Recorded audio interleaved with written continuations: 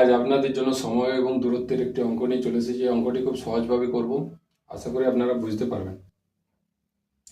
A train 180 meter long moving at the speed of 20 meter per second overtake a man moving at a speed 10 meter per second in same direction. The train passes the man in বলছে একটা 180 metre লম্বা একটি train 120 metre per সেকেন্ডের গতিতে চলে, আর যদি ওই same দিশাতে একটা মানুষ যদি 10 মিটার পার সেকেন্ড গতিতে চলে, তাহলে ওই মানুষটিকে অতিক্রম করতে ট্রেনটির কত সময় লাগবে। ট্রেন যদি কোনো খুঁটি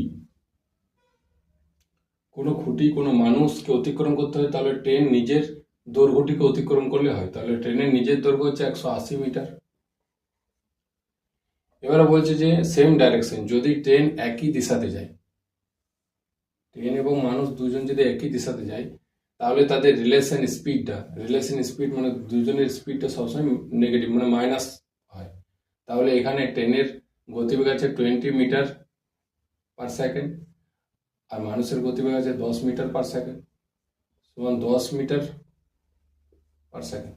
যদি আমরা ধরি যদি ট্রেন 10 মিটার পার সেকেন্ডের গতিতে চলছে, তাহলে মানুষটি সেই সময় দাঁড়িয়ে আছে, তাহলে ট্রেনের দৈর্ঘ্য হচ্ছে 180 মিটার, এবং ট্রেন রিলেশন স্পিড বাদ দিয়ে যে গতিতে আছে তাহলে 10 মিটার পার সেকেন্ড। তাহলে এটা কাটাকুটি করলে আমরা এখন উত্তর পেয়ে যাবো 18 সেকেন্ড। আশা করি অঙ্কটি আপনারা বুঝতে পেরেছেন। এখানে আপনার সি উত্তর সঠিক হয়ে যাবে।